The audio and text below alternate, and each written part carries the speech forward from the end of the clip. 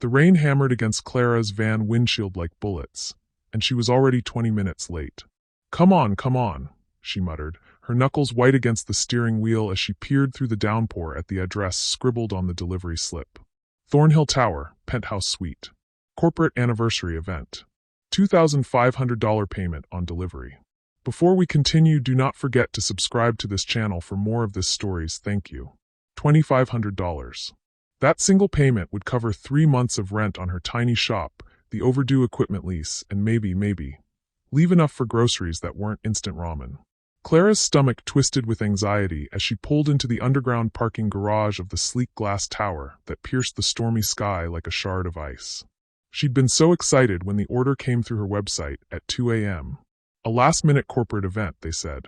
Money was no object, they said.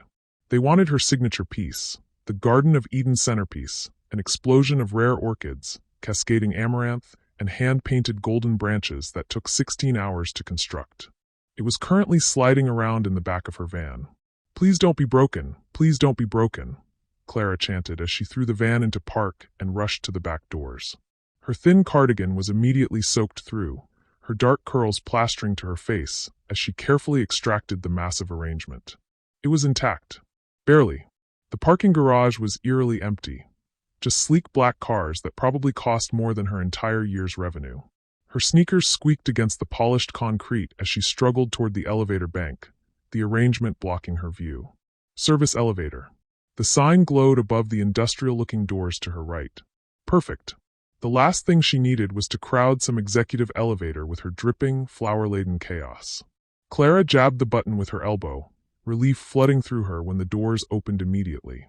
She stumbled inside, barely catching the arrangement as it shifted. There was no panel with buttons, just a single keycard reader and a button labeled P. Penthouse. Perfect. She hit it with her elbow. The elevator rose so smoothly she barely felt it move. Clara used the mirrored walls to check her appearance and immediately regretted it. She looked like a drowned rat, mascara smudged, cardigan clinging to her like a second skin, her vintage dress, the only nice thing she owned, wrinkled and damp.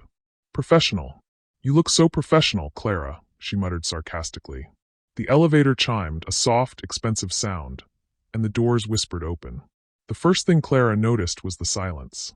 The second thing was the smoke, expensive cigar smoke that hung in the air like fog. The third thing was the men. Dozens of them, scattered throughout the most opulent space she'd ever seen. Floor-to-ceiling windows revealed the storm-ravaged city below. Chandeliers dripped crystal light across marble floors. And every single person in the room had turned to stare at her. Flower delivery, Clara announced with forced cheerfulness, her voice cracking slightly. Sorry I'm late. The rain was. She took a step forward, finally able to see around the massive arrangement. Her words died in her throat. These weren't corporate executives. The man closest to her had a scar running from his ear to his jaw and a gun holstered visibly at his hip. The woman on the white leather sofa wore diamonds that could fund a small country and had eyes as cold as winter ice.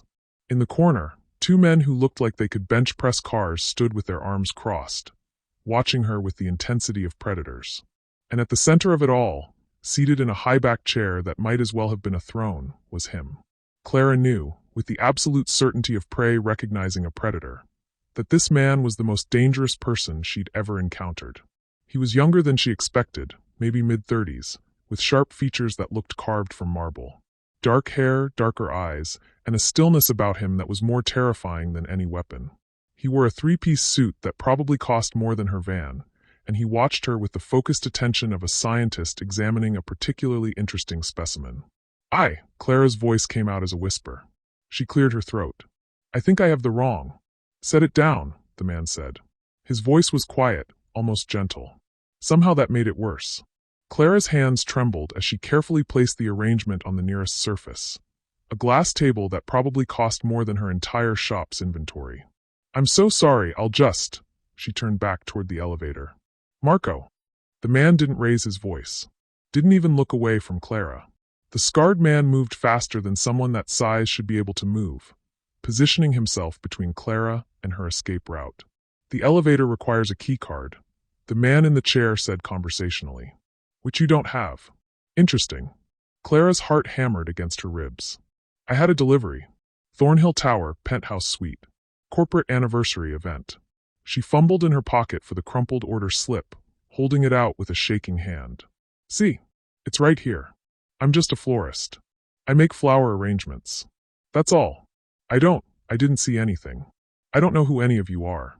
She's lying, someone said from across the room. She's not, said the man in the chair, his eyes never leaving Clara's face. She's terrified. Look at her. She has no idea where she is. He stood, and Clara had to force herself not to step back.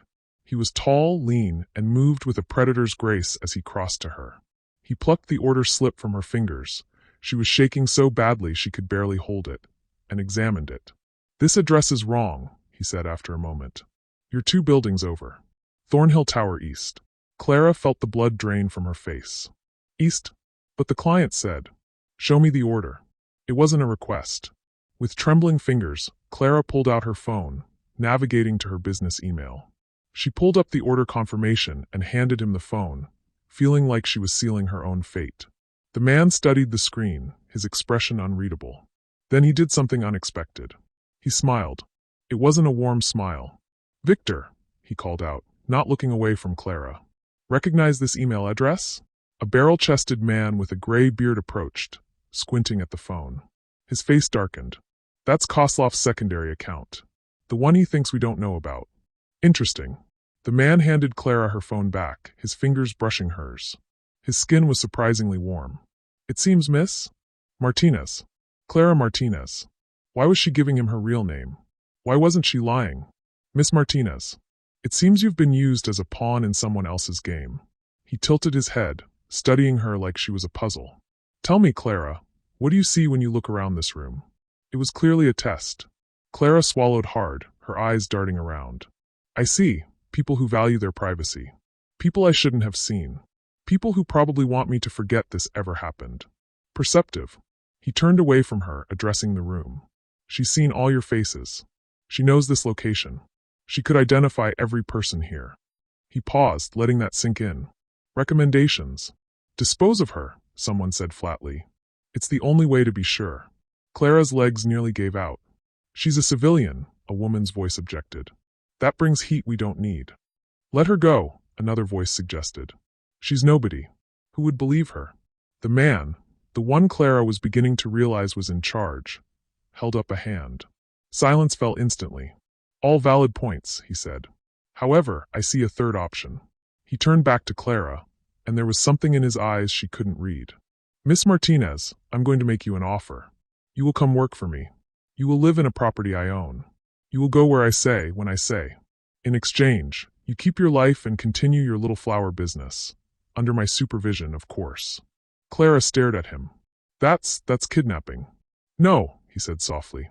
Kidnapping implies you have a choice. This is requisition. You've become a liability through no fault of your own, but a liability nonetheless. I'm offering you the best possible outcome of an impossible situation. And if I refuse? The man stepped closer, so close she could smell his cologne, something expensive and woody. Then I hand you over to Marco. He's very efficient. You'll be in the river before midnight, weighted down so thoroughly they'll never find enough of you to identify. He said it so matter-of-factly, like he was discussing the weather. Clara's breath came in short gasps. The room tilted. I can't just disappear. I have a shop. Clients. My mother. Your mother lives in a nursing home in Portland. Stage 3 Alzheimer's. You visit every other weekend. The man's voice remained gentle, but his words sent ice through Clara's veins. You have no siblings, no significant other. Your shop is $47,000 in debt. You're 3 months from bankruptcy. Am I wrong about any of this? Clara couldn't speak. He'd researched her. In the 15 minutes since she'd stepped off that elevator, someone had pulled her entire life apart. How? I'm very good at what I do, Clara. And what I do requires absolute control over every variable in my world. As of 10 minutes ago, you became one of those variables. He extended his hand. So, do we have an agreement? Clara looked at his hand. At his face. At the room full of dangerous people watching her like wolves watching a rabbit. She thought about her mother, who didn't remember her own name most days. About the shop she'd built from nothing, that was crumbling around her despite working 80-hour weeks. About the delivery van with its check engine light permanently on, and the electricity bill she'd been putting off, and the student loans that would follow her to the grave. She thought about the river, about being weighted down and forgotten. Clara placed her hand in his. His fingers closed around hers, firm, warm, inescapable. "Good choice," he said. Then to the room. "Clara Martinez is under my protection. Anyone touches her, they answer to me." "Understood." A murmur of assent rippled through the assembled criminals. The man, she still didn't know his name, guided Clara toward a doorway she hadn't noticed, his hand at the small of her back. Professional. Impersonal. Like he was escorting her to dinner, not into captivity. "Wait," Clara said, stopping. "The flowers. I need to. Leave them." It wasn't a suggestion. "But He turned to face her, and for the first time, she saw something other than cold calculation in his eyes. Amusement. "Clara, you just gate-crashed a meeting of every major crime family on the East Coast. You stood in a room with men who've collectively killed hundreds of people. And you're worried about flowers." "They took me 16 hours to make," Clara said, lifting her chin despite her terror. "And they're works of art. I don't leave my work behind." Something shifted in his expression. Surprise, maybe. Or respect. "Marco," he called. "Have the arrangement taken to the penthouse." Carefully. Then to Clara. "Anything else, Miss Martinez?" "Yeah," she said, surprised by her own boldness. "What's your name? If I'm going to be your whatever I am, I should at least know that." He smiled again, a real smile this time, one that almost reached his eyes. "Julian Thorne," he said. "But in certain circles they call me the Ghost." "Because you're hard to pin down?" Clara guessed. "No," Julian said, his hand pressing against her back, guiding her forward again. "Because by the time you realize I'm there, you're already dead." The gilded cage. The penthouse Julian Thorne took her to wasn't in the same building. It wasn't even in the same neighborhood. They rode in silence in the back of a black SUV with windows so tinted Clara couldn't see out. Julian sat beside her, close enough that she could feel the heat radiating from his body, far enough that they weren't touching. He spent the entire ride on his phone, speaking in low tones in what sounded like Russian, then Italian, then back to English. Clara tried to memorize the turns, the time elapsed, anything that might help her later. But fear made everything blur together. When they finally stopped and Julian guided her out, Clara found herself in an underground garage that looked like it belonged in a science fiction movie. Sleek, sterile, filled with cars that belonged in museums. "This way." A private elevator. More security. Julian placed his palm on a biometric scanner, and the doors opened into a foyer more beautiful than any home Clara had ever seen. "This is the penthouse," Julian said, gesturing around. 3 bedrooms, 4 baths, full kitchen, gym, office. The windows are bulletproof, and the entire floor is a cellular dead zone unless you use the landline, which is monitored. He walked her through it like a realtor showing off a property. The living room was all clean lines and expensive furniture. The kitchen had appliances Clara couldn't name. The bathrooms had heated floors and rainfall showers that could fit 4 people. "This is your room." The bedroom was larger than Clara's entire apartment. A king-sized bed with white linens. A wall of windows showing the glittering city. A walk-in closet that was currently empty. "Clothes will be provided," Julian said, following her gaze. "Shoes, toiletries, everything you need. There's a stylist coming tomorrow to get your measurements. Is there anything you're allergic to? Food preferences? Medical conditions I should know about?" Clara turned to stare at him. "Are you serious right now?" "Completely. You've kidnapped me and you're asking about food preferences?" "I've requisitioned you," Julian corrected. "And yes, I'm not a monster, Clara. You'll be comfortable here." "Safe. Safe," Clara repeated. "I'm a prisoner. You're under my protection." Julian moved to the window, looking out over the city. "There's a difference." "Is there?" Clara's fear was giving way to anger now, hot and sharp in her chest. "I can't leave. I can't call anyone. I'm trapped here because I delivered flowers to the wrong address." "You're alive because I allowed it," Julian said, turning to face her. His voice remained calm, but there was steel underneath. "Don't forget that. 16 of the most powerful criminals on the East Coast saw you tonight. Half of them wanted you dead immediately. Do you understand what a liability you are? What a risk I'm taking by keeping you here? Then let me go." Clara's voice broke. "I won't tell anyone anything. I don't even know what I saw. Just please." "No." The word was final. Absolute. Clara sank onto the bed, the adrenaline that had kept her upright finally draining away. She buried her face in her hands, and for the first time since stepping off that elevator, she let herself cry. She didn't hear Julian move, but suddenly his weight settled on the bed beside her. Not touching, just present. "I know you're scared," he said quietly. "I know this isn't fair. But life rarely is, Clara. You stumbled into my world, and now you're part of it. That's not going to change. What do you want from me?" Clara asked through her tears. "I don't know yet."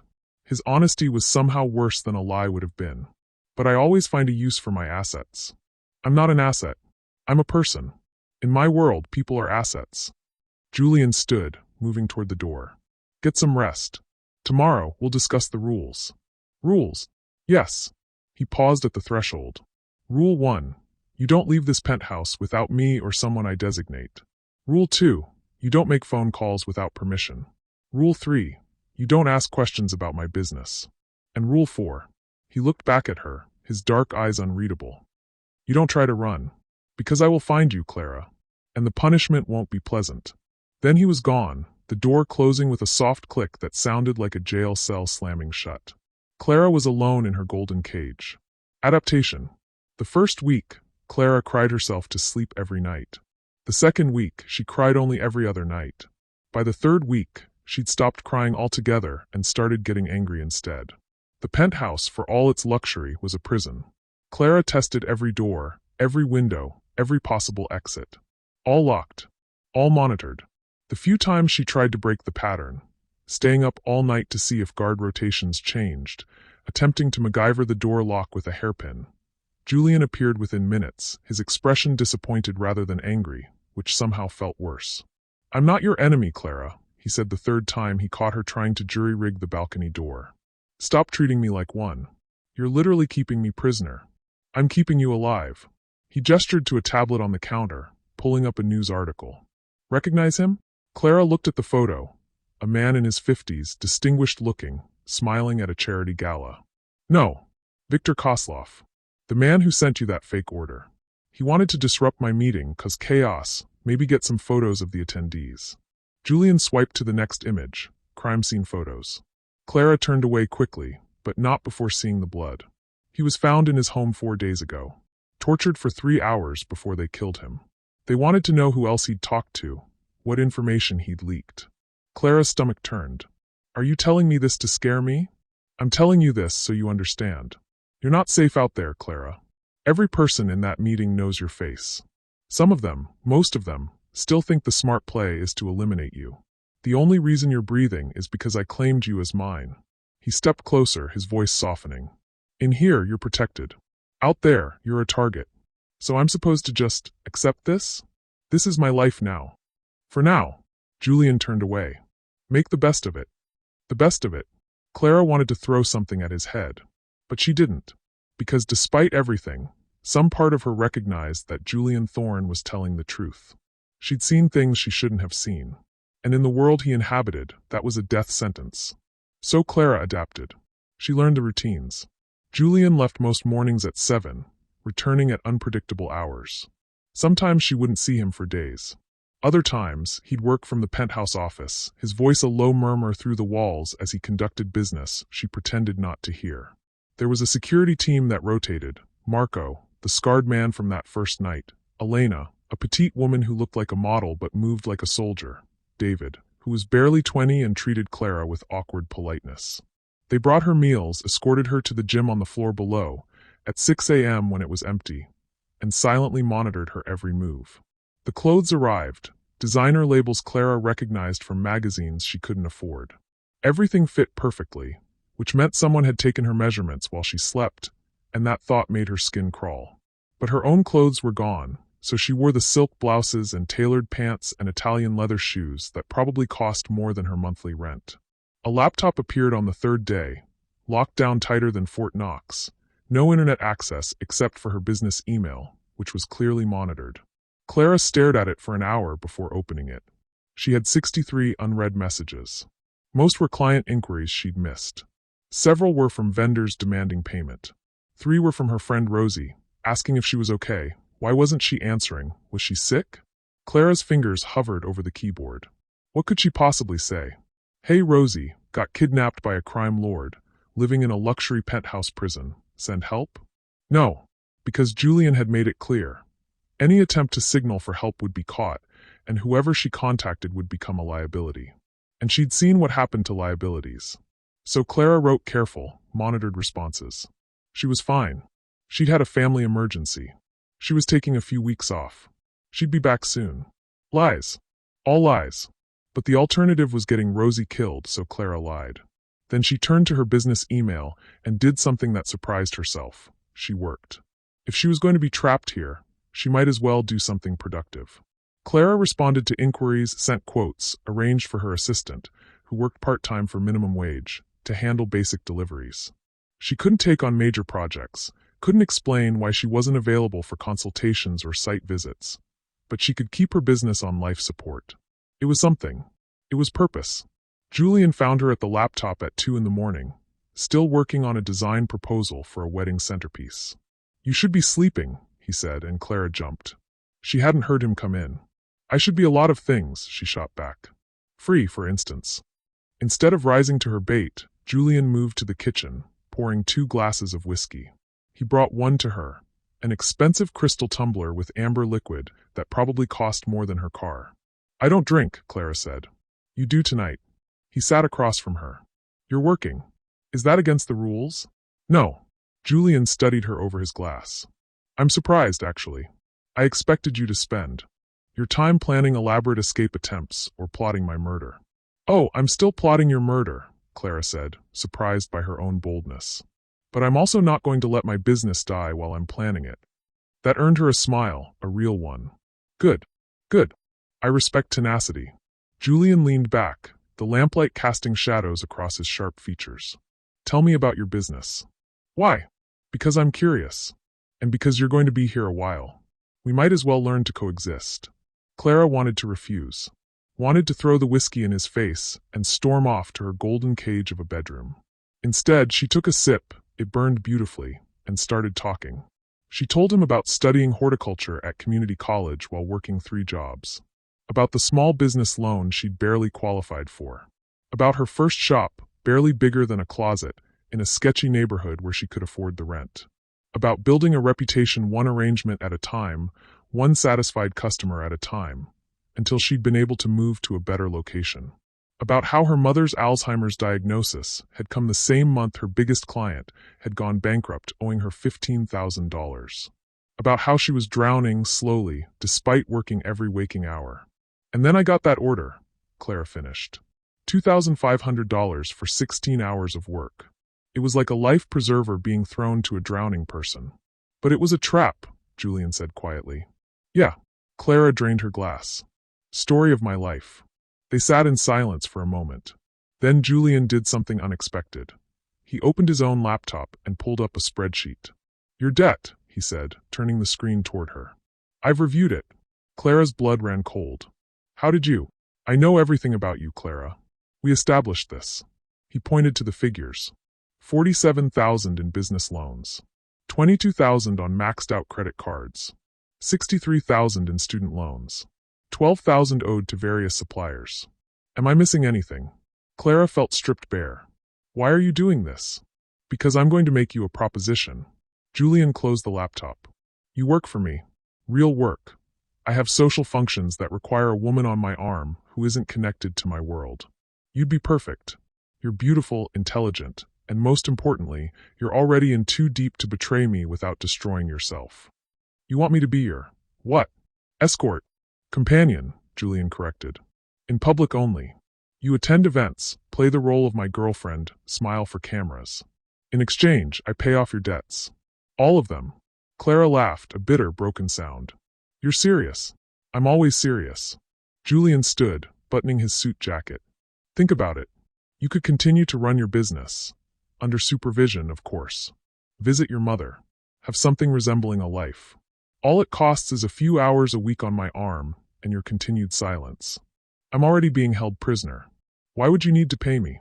Because a woman who chooses to be with me, even for pragmatic reasons, is far more convincing than one who's clearly there under duress." Julian moved toward the hallway. "Like I said, think about it. We'll discuss terms tomorrow." He disappeared into what Clara had learned was his private suite, the one room in the penthouse she'd never entered. Clara sat alone with an empty glass and a head full of impossible choices. The crack in the armor. The gala was at the Metropolitan Museum, and Clara had never felt more out of place in her life. She'd agreed to Julian's proposition, not because she wanted to, but because the alternative was sitting in that penthouse going slowly insane. At least this way, she could pretend to have some agency in her own captivity. The dress Julian's stylist had chosen was midnight blue silk that clung to every curve, with a neckline that managed to be both elegant and devastating. Diamond earrings that were probably worth more than her shop. Hair and makeup done by professionals who'd transformed her from drowned rat to mysterious sophisticate. "You look beautiful," Julian had said when she emerged, and something in his tone made her think he actually meant it. Now they were in the back of another black SUV, and Clara's hands wouldn't stop shaking. "Nervous?" Julian asked. "What do you think?"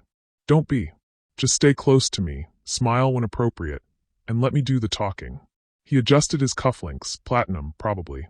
Everything about Julian Thorne screamed wealth and power.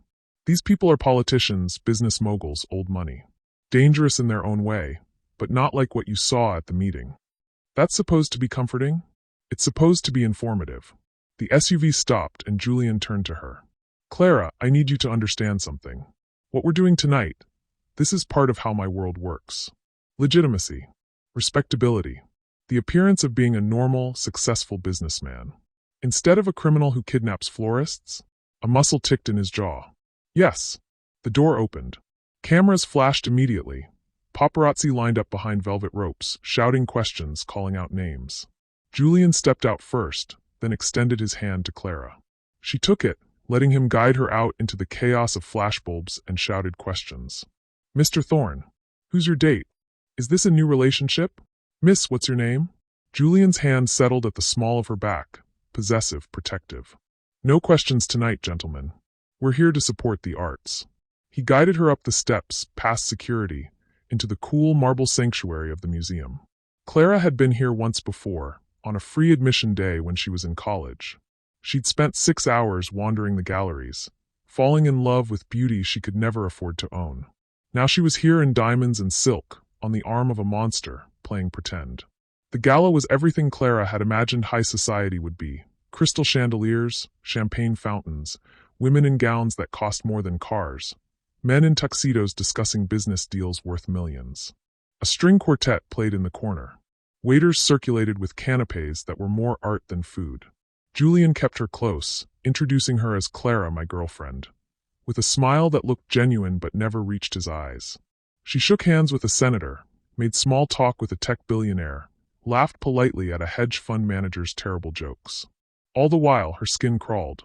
These people had no idea who Julian really was. What he really did. Or maybe they did, and they just didn't care. "You're doing well," Julian murmured during a brief moment alone. "Very natural." "I'm a fantastic actress," Clara said sweetly. "You'd never know I'm planning your murder." "Oh, I know." His hand slid slightly lower on her back, and Clara hated the way her body reacted. A flutter of something that definitely wasn't fear. "It's one of your more endearing qualities." Before Clara could respond, a woman approached, 60s, elegant, wearing enough diamonds to fund a small nation. "Julian, darling." She air-kissed both his cheeks. "I heard rumors you'd finally settled down. I simply had to see for myself." "Catherine." Julian's smile was warmer now. "You look radiant." "Clara, this is Catherine Ashford. She's on the board of half the charities in the city." "And I donate to the other half," Catherine said with a laugh.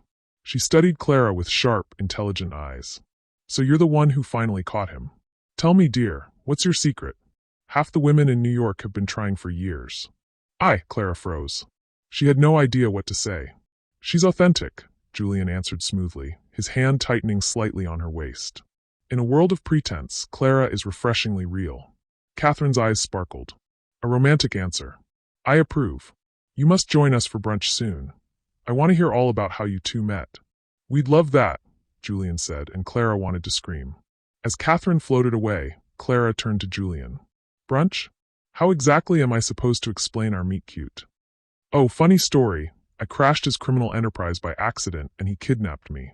"We'll workshop it," Julian said, but there was amusement in his voice. This is insane. All of this. Clara gestured around them. These people think you're legitimate. They think we're a real couple. Don't you feel, I don't know, guilty? Wrong. No. Julian's amusement faded. This is survival, Clara. You present the face the world expects to see, and you do what you need to do behind closed doors. That's not unique to me. Everyone here is doing the same thing. That's depressing. That's reality. They were interrupted by a museum curator wanting to show Julian a new acquisition.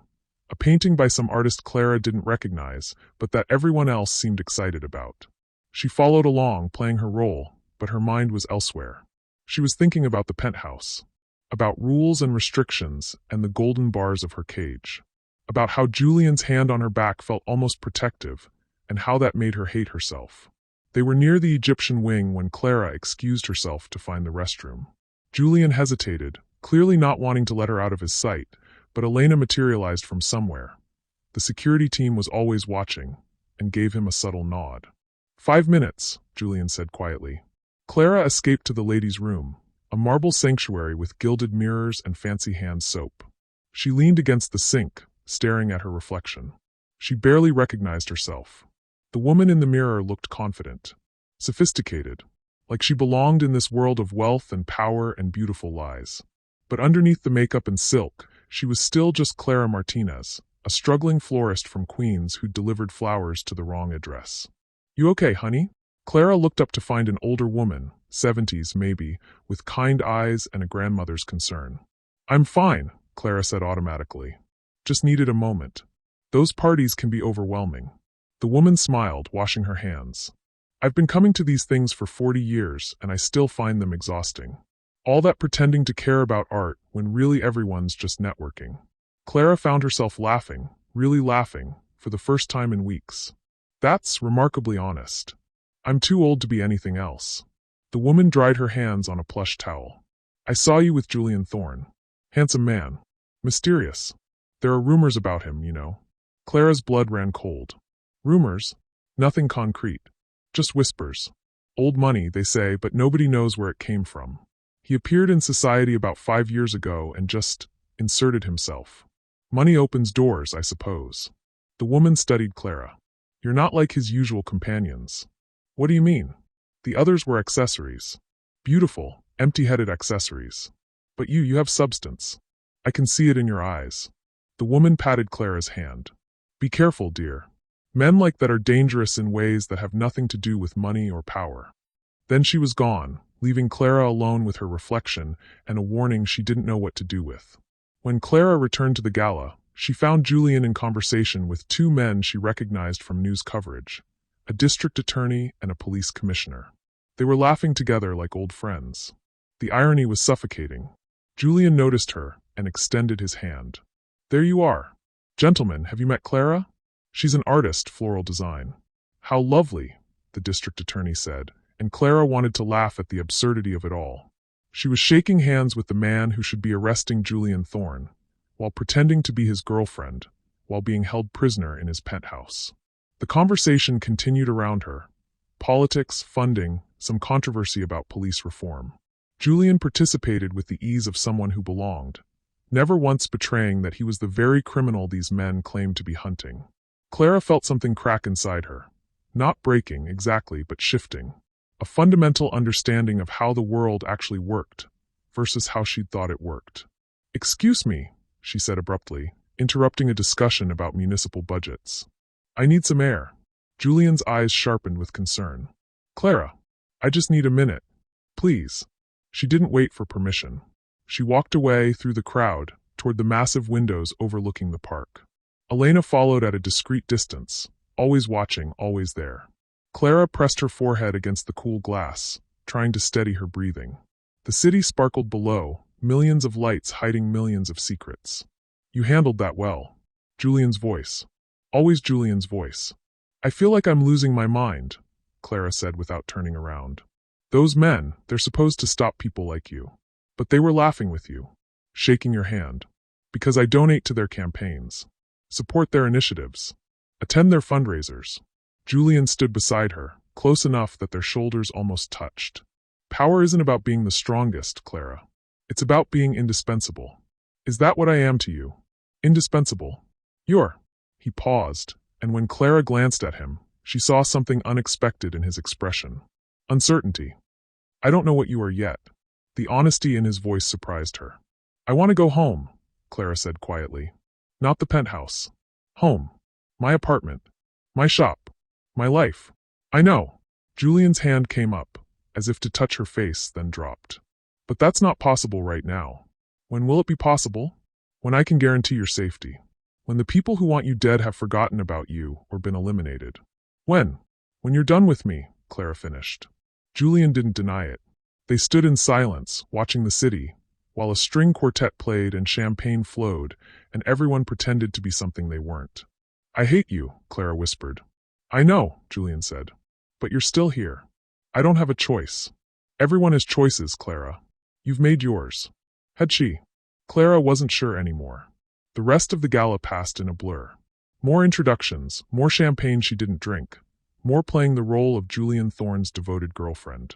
By the time they left, Clara's face hurt from fake smiling and her feet ached in the designer heels. The ride back to the penthouse was silent. Julian worked on his phone while Clara stared out the window at the city that used to be hers and now felt like foreign territory. Back in the penthouse, Clara kicked off the heels and headed straight for her room. Clara. She stopped, not turning around. What? You did well tonight. Thank you. I don't want your thanks, Julian. I want my freedom. I can't give you that. Then we have nothing else to talk about. Clara closed her bedroom door, the only door in the penthouse she was allowed to lock, and finally let herself break down.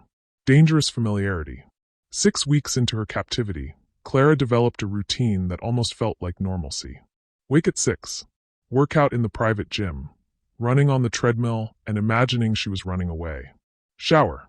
Breakfast alone while Julian was already gone or locked in his office. Work on her business. She'd managed to keep 3 regular clients, all small arrangements that her assistant could handle. Video call her mother at the care facility. Carefully monitored calls where Clara lied about being on an extended vacation, working on a big project. Everything's fine, Mom, I love you. Lunch. More work. Sometimes Julian would emerge from his office, and they'd eat together in uncomfortable silence. Sometimes he'd ask about her day, and Clara would give one-word answers, still angry, still trapped. Dinner. Usually alone. Julian's schedule was erratic. Sometimes he was gone for days, returning at 3 a.m. smelling like cigars and danger. Other times he worked from home, his voice carrying through the walls as he conducted business in multiple languages. Then one evening, 6 weeks and 3 days after her life ended, Julian came home early carrying takeout containers. I brought Thai food, he announced. The place you marked on your delivery app. Clara looked up from her laptop, suspicious. How did you? I know everything, remember? But his tone was lighter than usual. Almost playful. I figured you're tired of Marco's cooking. He's good with Italian, terrible with everything else. Despite herself, Clara's stomach growled. She hadn't had decent Thai food in months. Before the kidnapping, she'd ordered from that place at least once a week. Is this supposed to be a bribe? She asked. It's supposed to be dinner. Julian unpacked the containers, pad thai, green curry, spring rolls, mango sticky rice. All her favorites. I thought we could eat together. Like civilized people. Civilized people don't hold other people prisoner. Noted. Julian grabbed plates from the kitchen. But you're still hungry. He wasn't wrong. They ate at the dining table, the first time Clara had used it. Julian asked about her work, and Clara found herself actually answering, talking about a design challenge she was working through, the difficulty of sourcing rare orchids remotely. Why flowers? Julian asked, refilling her water glass. You could have studied anything. Why horticulture? Clara hesitated.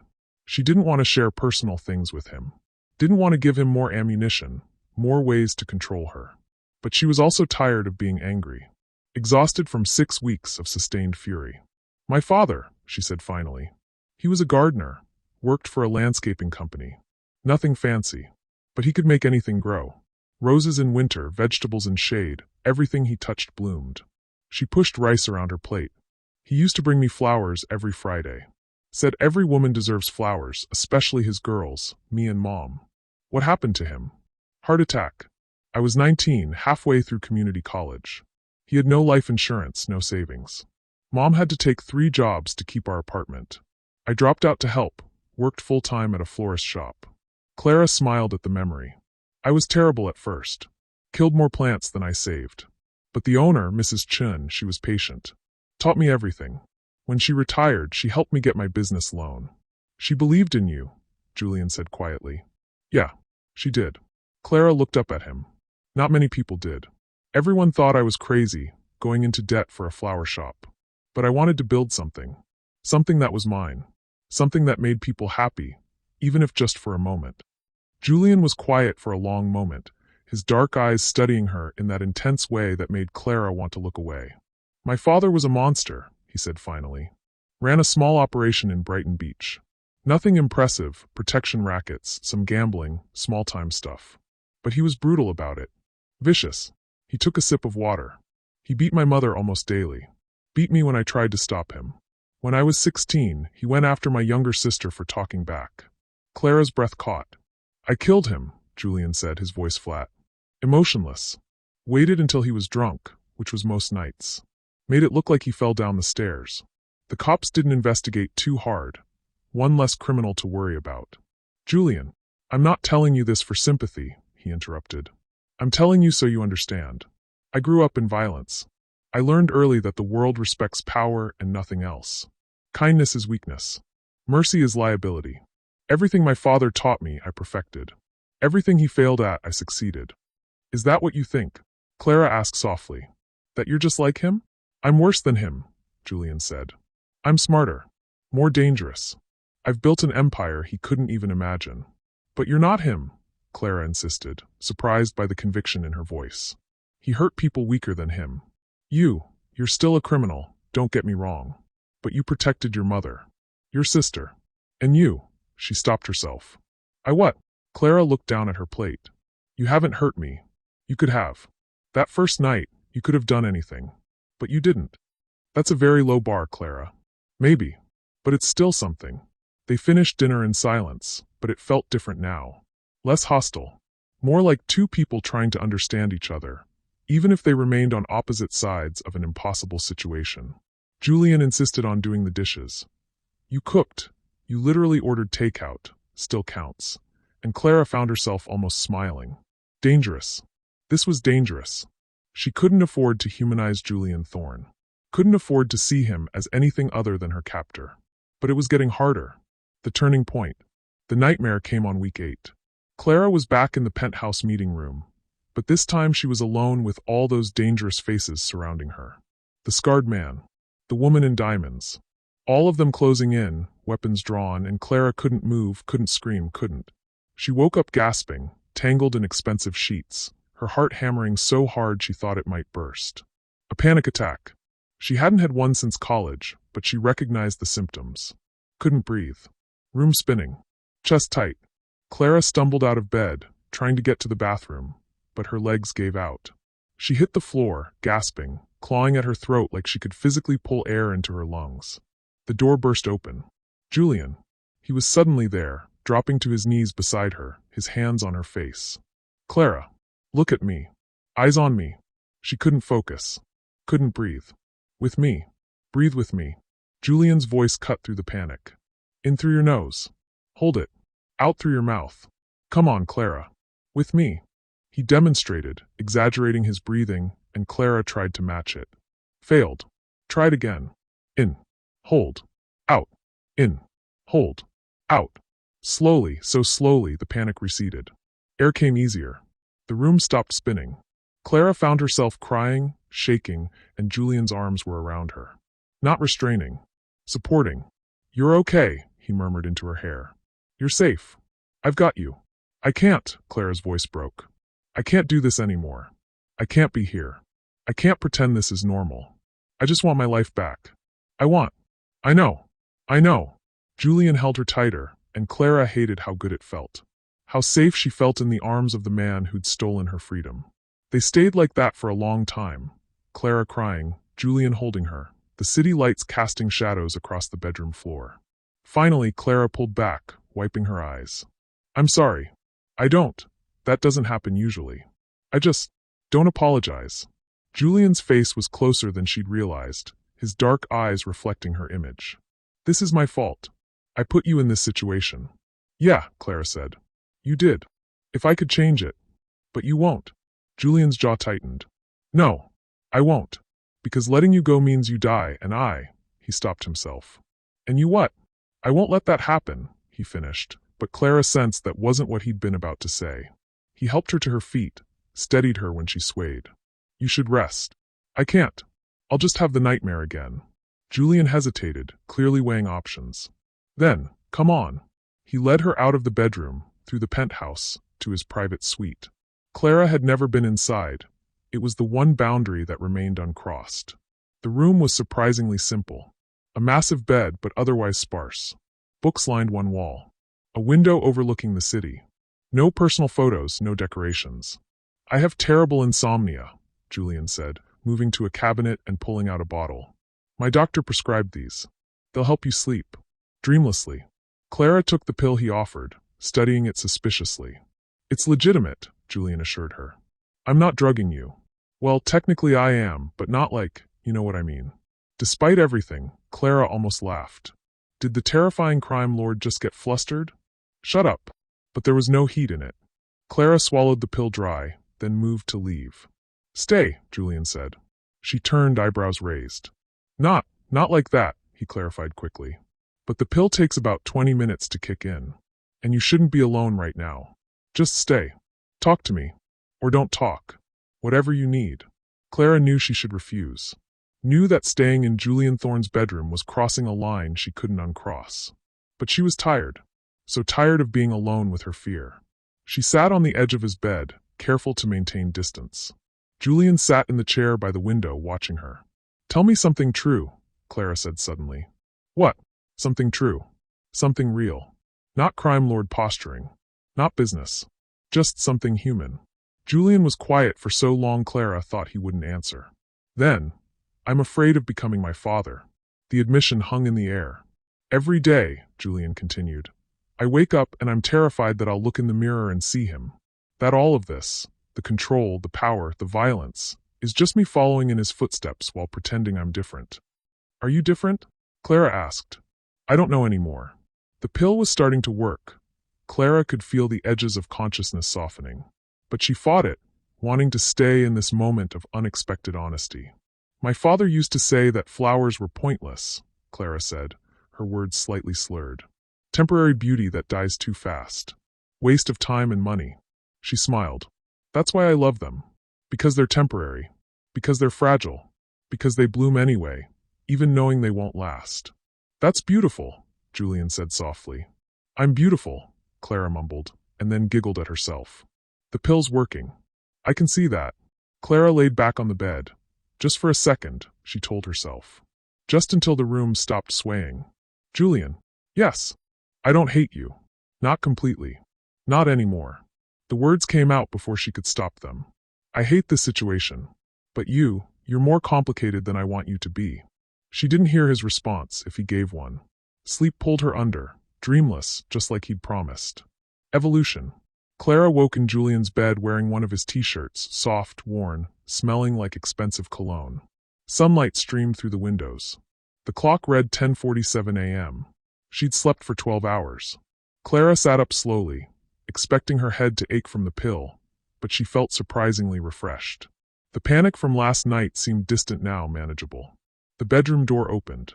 Julian entered carrying a breakfast tray, coffee, toast, fruit, eggs. You're awake, he said, setting the tray on the bedside table. How do you feel? Like I slept for the first time in 2 months. Clara pulled the blanket higher, suddenly aware of how little she was wearing. Did you change my clothes? Elena did.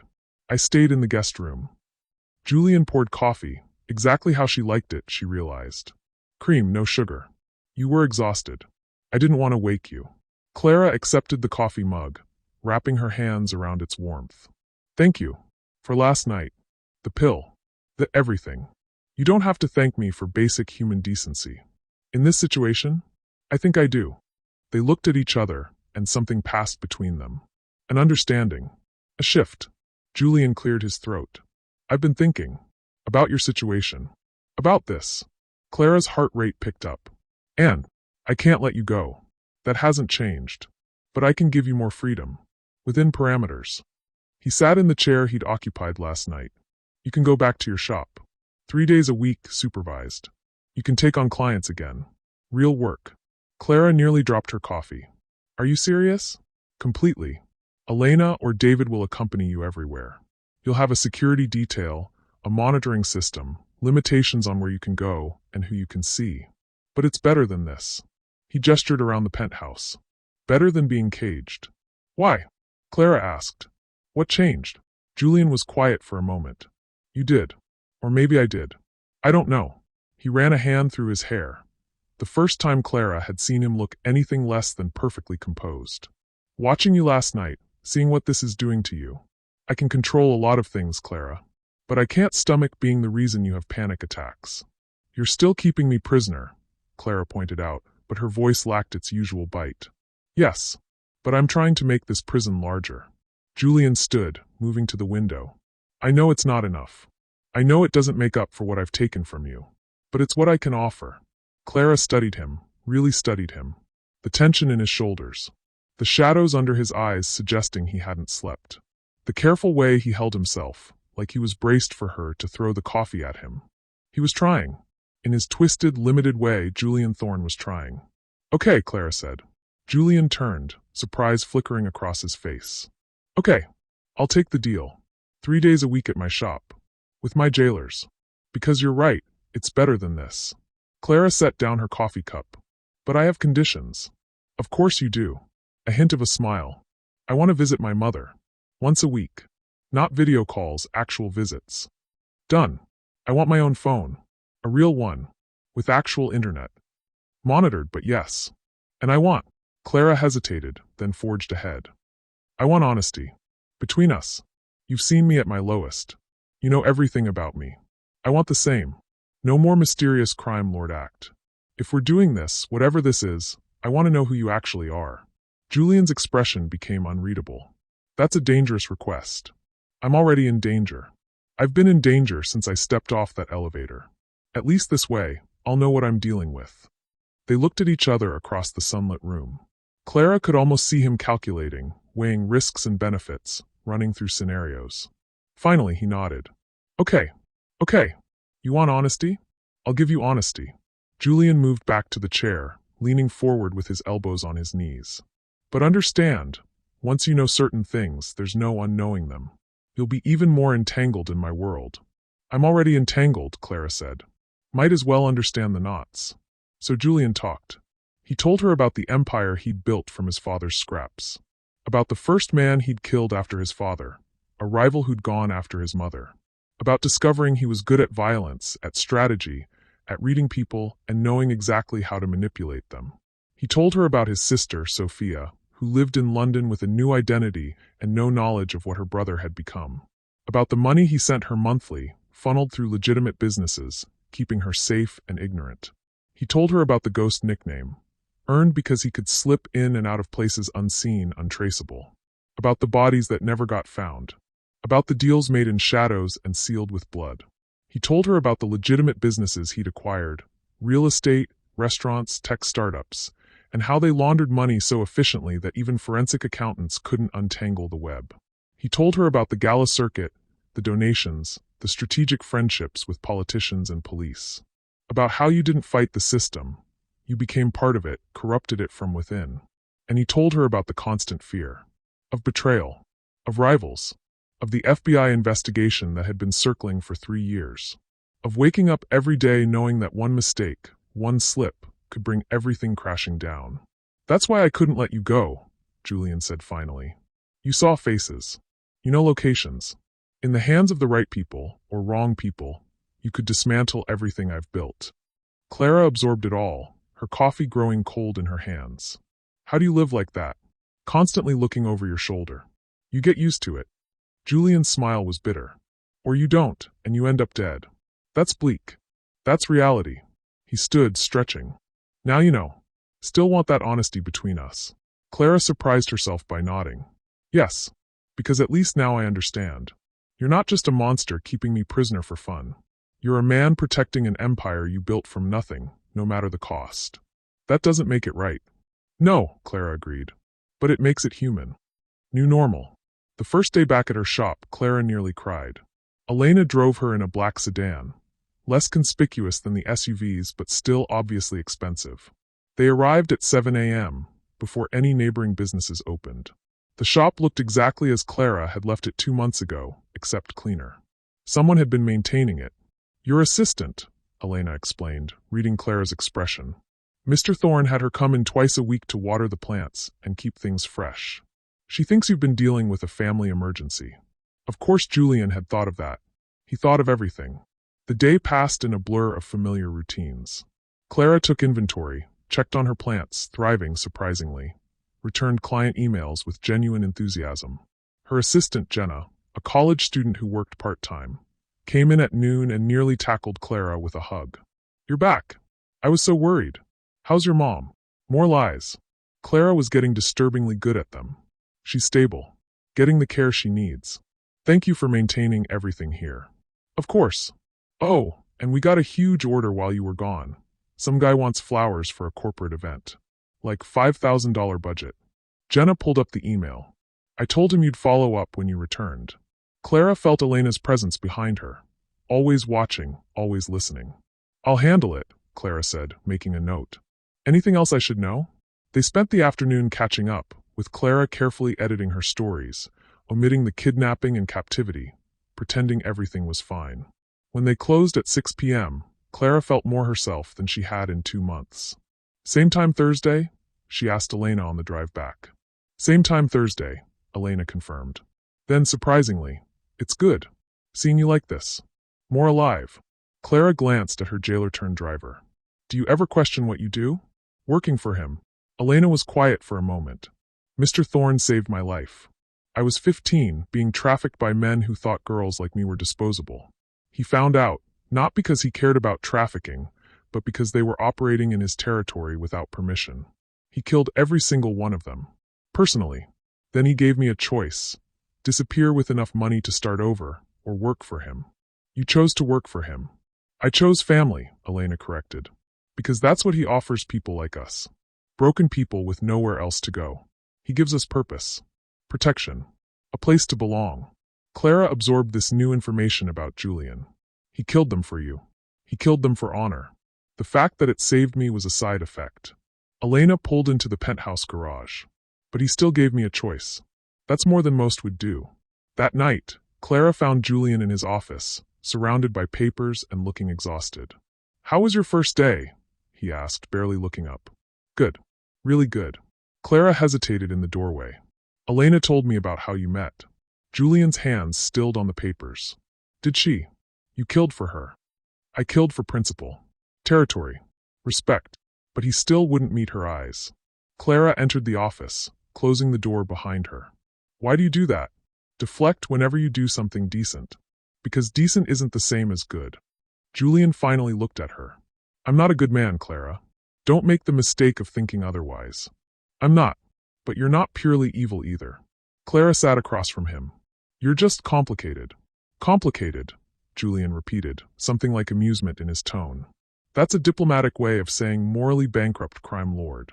If I meant that, I'd say it. Clara leaned forward. I'm not defending you. What you do, what you've done, it's wrong. Criminal. Terrible. But I'm realizing that people aren't binary. You're not all monster. And I think that bothers you. Julian set down his pen, giving her his full attention. And why would that bother me? Because monsters don't have to wrestle with conscience. They can just be. But complicated people, they have to live with their choices. Feel them. That's harder. They looked at each other across the desk, and Clara felt that pull again. That dangerous attraction to the man who held her life in his hands. You're perceptive, Julian said quietly. That's going to be a problem. Why? Because the more you understand me, the harder this becomes. What's this? Julian stood, moving to the window, his favorite spot for avoiding difficult conversations. The arrangement. The situation. This thing where you're my captive, but I'm giving you freedom. Where I'm your jailer, but you feel safe with me. It's all contradictions and complications and... He stopped himself. Clara joined him at the window, standing close enough to feel his warmth. And what? And I'm starting to care whether you're happy, Julian admitted, his voice so low she almost missed it. That's dangerous for both of us. Clara's breath caught. Julian, don't. He finally looked at her, and there was something raw in his expression. Don't make this more complicated than it already is. You're here because you have to be. Because I can't let you go. That's all this is. But they both knew he was lying. Clara reached out, slowly, giving him time to move away, and placed her hand over his on the windowsill. He didn't pull away. They stood like that, hands touching, watching the city lights, neither willing to name what was growing between them. The incident. 3 weeks into Clara's new routine, everything went wrong. She was at the shop, working on a massive arrangement for a wedding, when Jenna mentioned the delivery she'd scheduled. The corporate event guy? He wanted you to do a site visit. Make sure the space works for your designs. I set it up for today at 4 p.m. That's okay, right? Clara felt Elena tense beside her. What's the address? Elena asked, her voice sharp. Jenna rattled it off. A warehouse district address that meant nothing to Clara, but made Elena's expression go dark. Cancel it, Elena said immediately. What? Why? Jenna looked confused. Just cancel it. Now. But before Jenna could respond, the shop door opened. 3 men entered, suits, professional smiles, but Clara had learned to read danger. And these men were dangerous. Miss Martinez? The lead man, 40-something, expensive haircut, extended his hand. Marcus Reed. We spoke via email about the corporate event. I was in the neighborhood and thought we could discuss the details in person. Clara looked at Elena, who had positioned herself between Clara and the men. Her hand was inside her jacket, on her gun, Clara realized. Gentlemen, Elena said coolly. Miss Martinez doesn't take walk-in consultations. If you'd like to schedule something. We just have a few questions, Marcus interrupted, his smile never faltering. But his eyes were cold. Calculating. About her delivery a few months ago. To Thornhill Tower. The temperature in the room dropped. Jenna, Clara said, keeping her voice steady. Can you go check on the shipment in the back? Make sure everything's ready for tomorrow. But, now please. Jenna, sensing the tension, scurried to the back room. I don't know what you're talking about, Clara said carefully. I make a lot of deliveries. This was a special one, Marcus said, moving closer. His companions spread out, flanking the shop. Wrong address. Wrong party. You saw some people you shouldn't have seen. I don't remember. Don't insult my intelligence, Miss Martinez. Marcus's smile vanished. We know you were there. We know Julian Thorne has been keeping you locked up like a pet. What we want to know is, what did you see? What did you hear? Elena's gun was out now, aimed at Marcus. Step back. Last warning. There are 3 of us and 1 of you, Marcus pointed out. And your priority is protecting her, not shooting us. So here's what's going to happen. He moved fast, grabbing for Clara. Elena moved faster, her gun barking twice. Marcus went down, blood blooming across his shoulder. Chaos erupted. One of the companions lunged at Elena while the other ran toward Clara. She grabbed the nearest thing, a heavy vase, and swung it at his head. It connected with a sickening crunch. More gunshots. Breaking glass. Jenna screaming from the back room. Clara dove behind the counter, her heart hammering. She could hear Elena fighting, grunting with effort. More breaking glass. A body hitting the floor. Then silence. Clara. Elena's voice breathless. We need to go. Now. Clara emerged from behind the counter to find all 3 men on the floor. 2 clearly dead, Marcus still breathing but unconscious. Elena had blood dripping from a cut above her eye, and her jacket was torn. Jenna. Already called it in. More will be coming. Elena grabbed Clara's arm. We need to move. They ran for the back exit, Clara's mind spinning. This was her shop. Her sanctuary. And now there were bodies on her floor and blood on her walls. The alley was empty. Elena had her phone out, speaking rapid fire in Russian. Within minutes, a black SUV screeched to a stop. David was driving. Get in. They peeled out just as police sirens started wailing in the distance. What the hell happened? David demanded, weaving through traffic at dangerous speeds. Ambush, Elena said, pressing something against her bleeding forehead. They were waiting. Knew she'd be there. Knew the schedule. Leak. Has to be. Clara sat in the back seat, shaking, unable to process what had just happened. People had died in her shop. She'd hit someone with a vase. There had been blood and bullets and... We're taking you to the safe house, David said. Mr. Thorne's meeting us there. They drove for what felt like hours but was probably 30 minutes, ending up at a nondescript building in an industrial area. David rushed them inside, through multiple security doors, into a basement room that looked like a bunker. Julian was already there. He looked up as they entered, and Clara saw genuine fear flash across his face before he locked it down. "What happened?" he demanded. Elena gave him a quick rundown. His expression grew darker with every word. "They knew," he said finally. "They knew the schedule, the location, everything." "We have a leak," Elena confirmed. "Find it." Julian's voice was ice. "I want everyone's communications pulled. Everyone who knew Clara would be at the shop today. Check everything." "On it." Elena disappeared, David following. Julian turned to Clara, and his mask cracked. "Are you hurt?" "I know. I don't think so." Clara looked down at her hands, surprised to find them covered in blood. Not hers. Someone else's. "Oh God." Julian was suddenly there, guiding her to a chair, kneeling in front of her. "Look at me. Clara, look at me." She dragged her eyes to his face. "You're safe," he said firmly. "You're here. You're safe." "There are bodies in my shop," Clara whispered. "I hit someone with a vase. I heard his skull crack. You defended yourself. You survived." Julian's hands cupped her face, grounding her. "That's what matters." "This is because of you," Clara said, and it wasn't accusatory, just a statement of fact. "They came after me because of you." "I know." Pain flickered across Julian's features. "I know, and I'm sorry. I thought I'd calculated all the risks. Accounted for all the variables. I was wrong." Clara laughed, a broken, slightly hysterical sound. "You were wrong. The great ghost made a mistake? That's not comforting, Julian." "I know." He pulled her against his chest, his arms wrapping around her. "I know it's not. But I swear to you, they will never get close to you again." Clara wanted to push him away. Wanted to rage at him for putting her in danger, for dragging her into his world. Instead, she clung to him and cried. Aftermath. Clara stayed in the safe house for 3 days while Julian's organization worked to identify the leak and eliminate threats. The leak turned out to be Jenna. Not intentionally. The poor girl had been manipulated by a guy she'd met online who'd asked innocent-seeming questions about her boss. By the time Julian's people tracked it down, Jenna was in protective custody, terrified and apologetic. She didn't know, Elena explained to Clara on the 3rd day. They targeted her specifically. Used her loneliness against her. "What will happen to her?" Clara asked, dreading the answer. "She'll be relocated. New city, new identity, enough money to start over." Elena studied Clara's expression.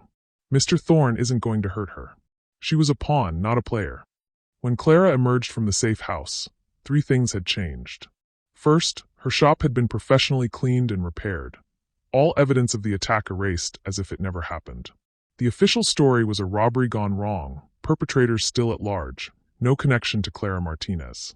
Second, her security detail had tripled. Elena was no longer alone. There were always at least 2 people watching Clara now, and the monitoring had intensified. Third, Julian had withdrawn. He was still in the penthouse, still around, but the tentative connection they'd been building had vanished. He was cold again. Professional.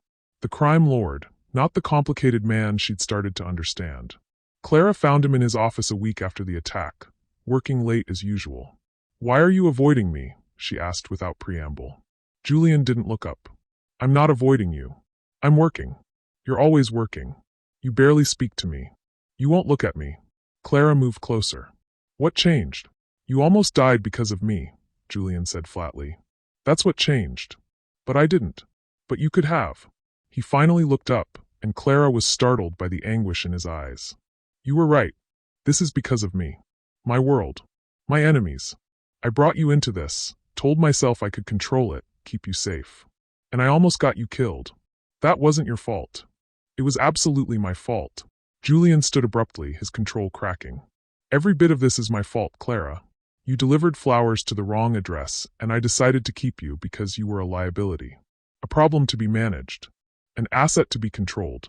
And now you're in danger every single day because of choices I made." "So what?" Clara demanded. "You're going to go back to treating me like a prisoner? Like property?" "We were getting somewhere, Julian. We were becoming something almost like." "Don't." His voice was sharp. "Don't finish that sentence." "Why not?" "Because it scares you?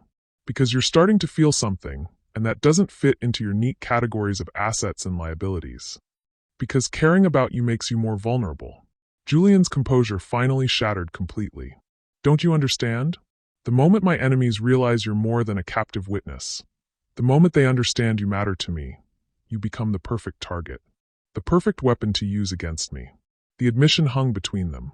I matter to you, Clara said softly. It wasn't a question. Julian's jaw worked. You were supposed to be temporary. A problem I'd eventually solve. I'd keep you safe until the heat died down, maybe relocate you, set you up somewhere new. But then you. He gestured helplessly. You kept being you. Brave and stubborn, and refusing to just accept your situation. Working on your flowers.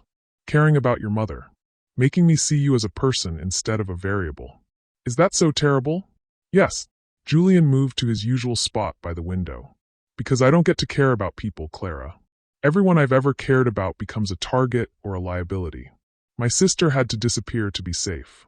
My mother died because she stayed close to me. Caring about people in my world is a death sentence for them. Clara crossed to him, standing close despite the tension radiating from his body. So what's your plan?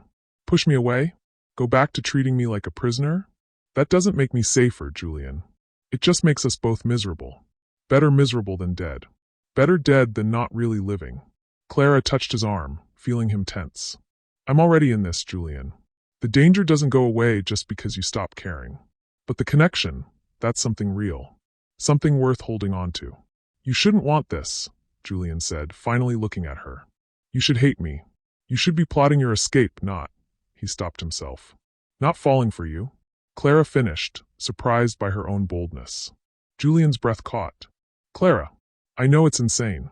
I know it's probably Stockholm Syndrome or trauma bonding or some psychological explanation that makes sense. But it's happening anyway. Clara moved closer, eliminating the distance between them. You're a criminal who kidnapped me and holds me prisoner. By all rights, I should despise you. But I don't. I see who you are underneath the ghost. I see the man who holds me when I have panic attacks. Who gives me freedom when he doesn't have to. Who feels guilty about my situation, even though feeling guilty doesn't fit into his worldview. This can't work, Julian said, but his hand came up to cup her face, betraying his words. We can't work. Probably not, Clara agreed. But we're here anyway. The kiss, when it came, felt inevitable. Julian's lips were surprisingly gentle, his hand sliding into her hair as he pulled her closer. Clara melted into him, all the tension and fear and confusion of the past months crystallizing into this single moment of connection. When they finally broke apart, both breathless, Julian rested his forehead against hers. This is a terrible idea, he murmured. The worst, Clara agreed. You're still a prisoner here. I know. I'm still a monster. A complicated monster, Clara corrected, with a surprising amount of feelings. Julian laughed, a real laugh, rare and beautiful. What are we doing, Clara? I have no idea, but I'm tired of pretending there's nothing between us. They stood together at the window, holding each other as the city sparkled below. Two impossible people in an impossible situation, choosing connection despite every logical reason not to. Epilogue 6 months later. The flower shop had a new location, better neighborhood, triple the space, state-of-the-art security that looked subtle but was anything but.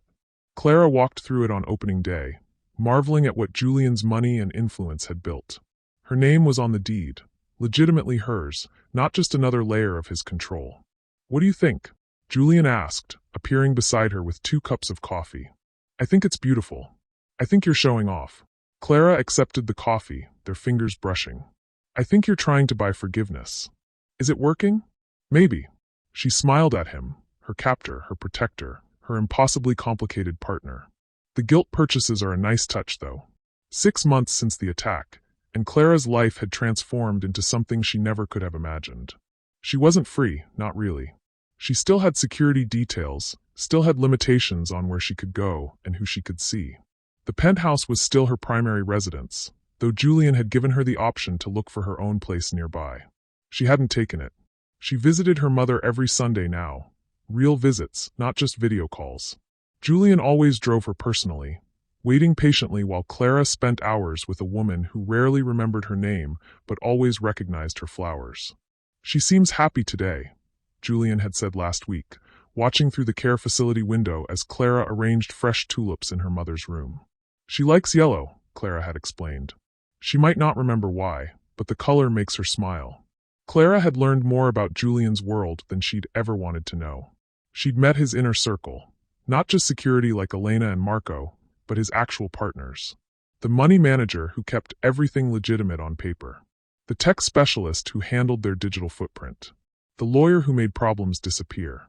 She'd attended more galas, played the role of Julian Thorne's girlfriend, so often that society pages now ran regular features on them. The mysterious florist who captured the ghost's heart. One headline had read, and Clara had laughed at the irony. She'd seen him kill someone. It had been 3 months ago. A rival who'd gotten too close, threatened too much. Julian had been calm, efficient, mechanical. And Clara had watched from a distance, Elena's hand on her shoulder, understanding with perfect clarity that this was who Julian Thorne really was. A monster who held her gently. A killer who brought her coffee exactly how she liked it. A crime lord who called her mother's care facility to check on her condition when Clara was too anxious to do it herself. I should leave, Clara had said that night, after the body was removed. I should run as far from you as possible. Probably, Julian had agreed. But you won't. He'd been right. Because Clara had realized something crucial. She wasn't staying because she was trapped. Julian would let her go now. She'd proven her loyalty, earned his trust, become too valuable to him in ways that had nothing to do with what she'd witnessed. She was staying because she chose to. Because this complicated, impossible man had become hers just as much as she'd become his. Ready for the grand opening? Julian asked, bringing her back to the present. Clara looked around her new shop. Her fresh start in the same city, same life, just different. Better. Stranger. Ready, she said. The door opened. Customers began filtering in, legitimate customers, along with a few of Julian's associates who'd been encouraged to support Clara's business. She greeted them with genuine warmth, falling into her element with flowers and design. Julian watched from the corner, his security team subtle but present. Marco by the door. Elena near the back entrance. David monitoring the street outside. Their eyes met across the shop, and Clara saw everything she needed to know in his expression. Possession, yes. Julian Thorne would always be possessive. But also pride. Affection. Something that might even be love, if monsters were capable of such things. She'd crashed his party by mistake, and he'd said she was his. He'd been right. But what Julian hadn't anticipated was that he'd become hers too. As the day wore on and Clara lost herself in the work she loved, she thought about that night 8 months ago when she delivered flowers to the wrong address and stepped into a nightmare. She thought about all the ways her life had been destroyed and rebuilt. She thought about the gilded cage that had become a complicated home. And she thought about the impossible truth she'd learned. That sometimes the person who takes your freedom can also be the person who gives you wings, even if you can only fly within the boundaries they've set. It wasn't a fairy tale. It wasn't even a happy ending, really. But it was hers. And in Julian Thorne's dark world, that was enough. The end. Final reflection. Clara's story wasn't about good triumphing over evil. It was about the gray spaces in between, about finding connection in impossible circumstances, about choosing to bloom even in darkness, about accepting that people are complicated and love doesn't always look like it should. She'd crashed a KingPin's party by mistake. He'd claimed her as his own. And somehow, in the most twisted way possible, they'd saved each other. The flower shop thrived. Julian's empire continued. And Clara Martinez lived in the space between captivity and freedom, learning that sometimes the most beautiful flowers grow in the strangest soil. Because even in darkness, beauty finds a way. Even in cages, hearts learn to fly. And even monsters can be redeemed by the woman brave enough to see their humanity. If you want to hear more this kind of stories, kindly hit the subscribe button. Thanks.